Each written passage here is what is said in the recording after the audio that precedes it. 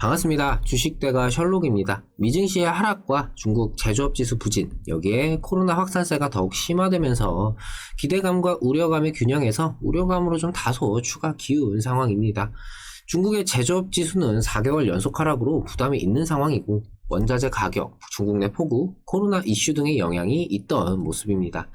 중국에 대한 성장 전망치가 최근 하향 조정이 되고 있으면서 미국의 코로나 확진자의 경우 10만 명 이상 나오는 등 지금의 시장은 회복에 대한 기대보다는 경기 정점에 대한 우려가 다시금 부각이 될 수 있는 상황이기 때문에 이번 한 주는 여러 부정적인 요소들이 산재되어 있는 와중에 시장에 대한 인식이 지금의 부정적인 요소들을 해소하며 회복 국면으로 가는 것을 기대할 수 있을지, 아니면 표면적인 내용 그대로 부정적으로 받아들이면서 우려감이 더욱 가중이 될지 지켜보면서 판단하는 일주일로 좀 삼아볼 필요가 있겠습니다.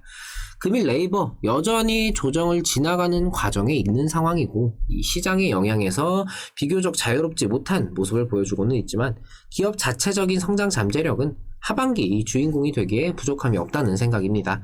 관련해서 말씀드리는 시간 가져보도록 하겠습니다.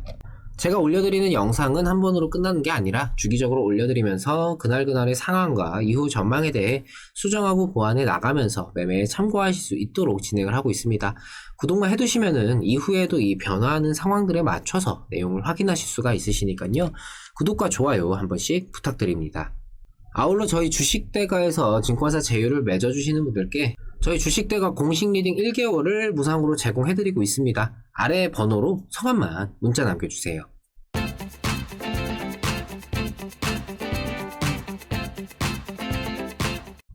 일단 시장 이야기를 좀 해보자면은 미국과 중국의 불안감이 글로벌 증시에서의 약세를 좀 나타내고 있는 상황입니다.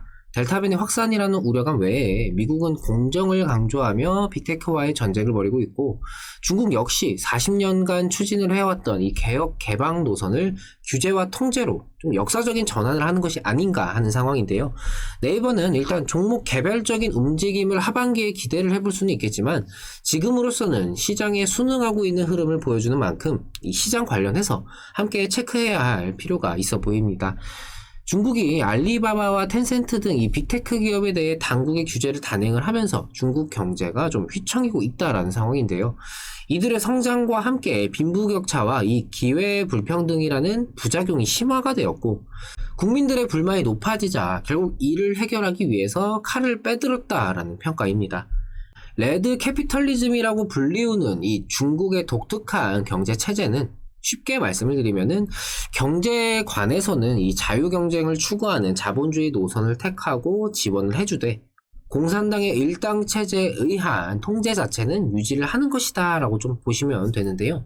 아무래도 경제 관련해서는 좀 자유경쟁이 그만큼의 성장을 보여줄 수가 있는 만큼 양보와 지원을 했던 것인데, 이로 인한 부작용이 심화가 되자 이 자유와 지원을 박탈하고 통제를 해야 할 시기다 라고 좀 생각을 한 것 같습니다.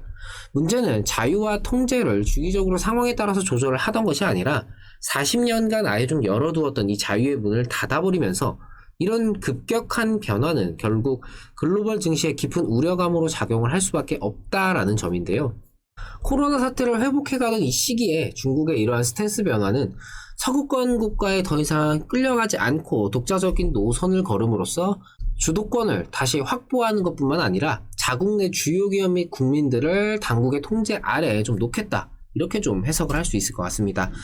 단순히 경기 회복에 대한 기대감과 우려감이 좀 함께 공존을 해오던 지금까지의 상황과는 이후 조금 다르게 흘러갈 가능성이 높아진 것인데요.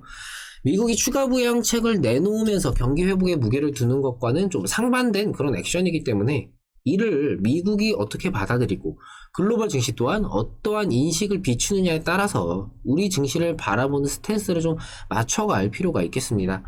우리나라 빅테크 양대 기업 중 이 카카오의 경우 계열사 전방위적으로 공격적인 투자를 감행하면서 성장을 하는 것에 비해 네이버는 다소 미래지향적인 로봇, AI 등의 기술력 발달에 좀 중점을 두는 행보를 보이고 있는데요. 일각에서는 너무 멀리만 내다보는 것이 아니냐는 우려가 있는 등 카카오와 비교되는 모습이 다소 아쉽기는 합니다. 하지만 네이버의 이러한 모습은 조금 느릴지언정 꾸준히 가고 있다라고 생각을 하는데요. 네이버의 AI 영역에서의 이 기술 연구는 전 세계적으로 인정을 받고 있습니다. 오늘 네이버는 세계적인 AI 학회에서 올해 총 51건의 정규 논문이 채택되었다라고 좀 밝혔는데요. 이 중 상반기에만 43건의 논문이 채택이 되면서 작년 한 해 논문 발표 기록을 반년 만에 따라잡았습니다.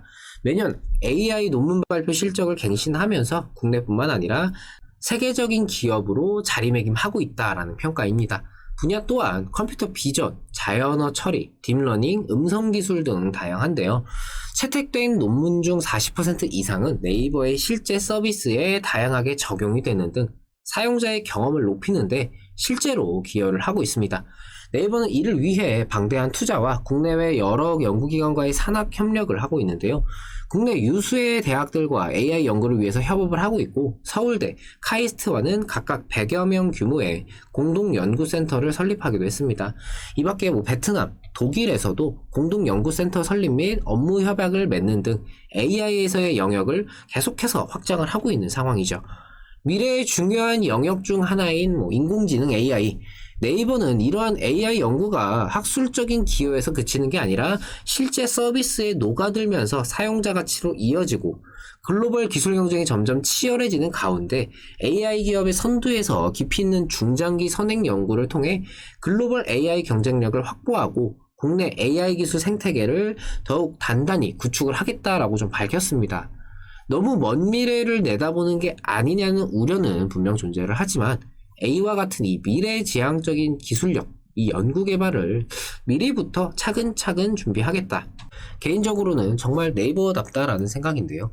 공격적인 투자는 아니지만 이전부터 우직하게 성장을 해왔고 앞으로도 그러하겠다라는 네이버. 카카오와의 비교는 이후에도 계속될 수밖에 없고 카카오의 공격적인 투자에 비해서는 상대적으로 다소 좀 초라해 보일 수는 있겠지만 반대로 우직하고 뚝심 있는 안정적이라는 성장이라는 이 네이버만의 색깔을 가지고 앞으로도 좋은 모습을 충분히 보여줄 수 있으리라는 생각입니다. 조금 느릴지언정 이 시장 영역의 방대함이 어디까지인지 정말 무궁무진한 AI와 로봇, 메타버스 등 광활한 시장 영역을 미리부터 준비한다라는 점을 생각을 한다면은 다소 느린 행보는 전혀 문제가 되지 않을지도 모릅니다. 우리에게 굉장히 중요할 수 있는 미래 기술을 미리부터 준비를 하고 있는 우리나라 굴지의 기업 네이버. 여러분은 어떠신가요? 10년, 20년 뒤 영화에서나 보던 기술들이 네이버라는 이름 하에 우리 생활에 작용하게 된다면 지금의 주가는 말 그대로 저점이 될지도 모릅니다. 앞으로가 계속 기대가 되는 네이버. 꾸준함의 미학으로 좋은 모습 보여주길 기대하겠습니다. 매일 아침 7시 30분 유튜브를 통해서 공개 방송을 진행하고 있습니다. 구독만 해두시면은 매일 편하게 방송 참여하실 수 있으시니까요. 구독과 좋아요 놓치신 분들은 한 번씩 부탁을 드립니다. 금일 영상 여기서 마치도록 하겠습니다. 오늘 마무리 잘 하시고요. 저는 내일 다시 찾아뵙도록 하겠습니다. 시청해주셔서 감사합니다. 고맙습니다.